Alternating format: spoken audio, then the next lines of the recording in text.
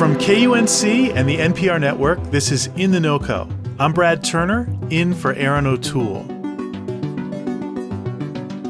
A hospital visit often ends in a guessing game.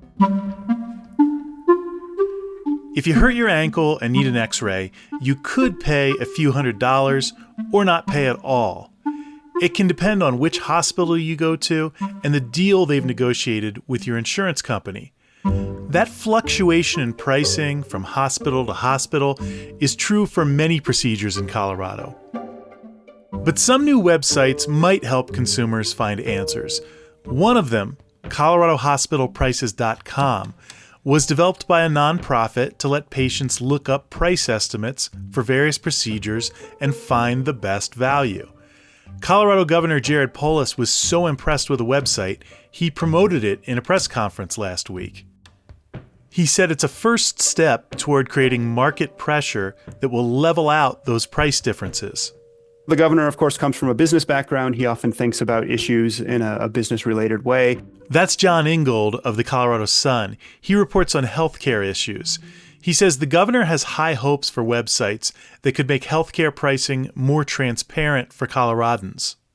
And so he often talks about healthcare as a market problem because the prices are not transparent, because they're not shoppable. It becomes really difficult for us as consumers to actually apply our market pressure on hospitals to reduce them and to make them more reasonable and, frankly, more uniform. Right. So you would know, look, I need an x-ray on my ankle. It's going to cost X amount, and it's probably going to cost that more or less whether I go to the hospital across the street or the hospital 20 miles away. John, you've covered healthcare in Colorado for years. How bad is the price differentiation between hospitals these days? Well, it's interesting because for a long time, we didn't actually know the answer to that question because hospital prices have been historically kind of these black box things. You don't know what you're actually being charged for a certain procedure when you go in. And so there's been some changes in federal law and some changes in state law in recent years that have started to make things a lot more transparent. And so now we're getting data where we can actually see what hospitals are charging based on the individual insurance plan that they're negotiating with. And this has been really revealing because you see in many cases, hundreds of dollars, even thousands of dollars, depending on the procedure, differences in the prices that one plan is paying versus what another plan is paying. How did we get to this point where it's just a fact of life that you don't know what you'd be billed at one hospital versus the next, and the difference can be really huge? You know, I think it's a case of this is the way it's always sort of been. This is kind of the standard operating procedure, is that hospitals were not shoppable in the way that car dealerships or coffee shops. And the thing about hospital pricing, too, is that it's really, really complicated. And what is included in a specific price? Do you, if you're trying to price out something like, say, a knee replacement, do you include everything that goes in that knee replacement into one price? Or do you price them out individually? Here's what the cost of the joint is. Here's what the cost of the anesthesiology for the procedure is. Here's what the cost of the actual procedure is. Here's what the cost of the scan is to make sure it's done right. It's become really complicated to actually figure out what the price of a procedure is. And I will say even now, you can see on these websites that different hospitals are going to bundle their prices differently and report their prices differently. And that kind of still makes it a little bit hard to know exactly how much you're going to pay. John, you attended a news conference where Governor Polis was promoting this new site, ColoradoHospitalPrices.com. How does the governor hope Colorado patients will use this site? Well, so the first is that it could potentially be a shopping tool. And I would say if you are going for a simpler procedure, you mentioned an x-ray. If you're going for a scan, you could potentially look at every hospital that you have access to based on your insurer, and you could go up and down the list and say, well, this one's going to charge me this much, this one's going to charge me that much, I'm going to find the best deal, and I'm going to go to the one that provides the best price. But you can use this in a couple other ways. The other would be after you get a bill, you can then look at your bill, you can see what you are charged, and you can go up and down the price list and make sure that you were charged the correct amount. That's something that maybe your insurance company didn't do or goofed up on, so you can double check them.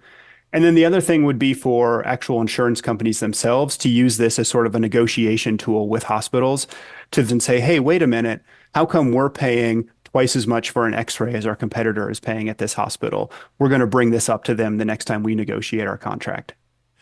The state of Colorado also rolled out its own site recently for healthcare comparison shopping. And this one kind of left me scratching my head. Why do you think the governor promoted this other nonprofit site rather than one his own state government built? Yeah, it's a great question. He was asked about it at the news conference, and especially because both of these sites draw data from the same sources. This is data that the hospitals are required under state law to report. So why do we have two sites here? I would say one, the hospitalprices.com site is, in my opinion, it's a little more user-friendly for a layperson consumer. The descriptions of the procedures are generally written in more layperson ways. So for instance, using the site that was rolled out by the State Department of Healthcare Policy and Financing, I could not find colonoscopies on that site. And it turned out because they were describing them as diagnostic scopes of the large bowel or something like that. So they were using a much more technical description.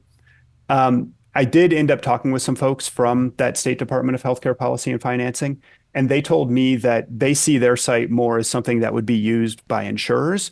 So hence the more official technical descriptions of things. John, the governor hopes that this increased transparency leads to more competitive pricing between hospitals. You've covered healthcare for years. How effective do you think this type of site could be in leveling out those pricing differences? Well, I think that remains to be seen a little bit. I think it will be interesting to see how many people actually use this and what kind of utility they find in it. I would say that my wife and I just had a baby. She, of course, did most of the work there. Congratulations. Thank you. And it does mean that we're rediscovering, diaper changes and overnight feedings, and also trying to understand really large, complicated medical bills. And I've been using these websites, which launched after the baby was born, but I've been using them to try to check our bills. And I would say it's been a very challenging experience in trying to search billing codes for things that we've been charged for, or at least that are on our explanation of benefits. I do notice sometimes I not find data for that on this website. And it's just because our insurer has negotiated to pay one bulk sum to not actually pay these individual fees. And so you're not going to end up finding that. Sounds like a helpful concept, but the details can get pretty confusing, sounds like. Yeah, absolutely. We'll see in a few years how this evolves. It'll be interesting.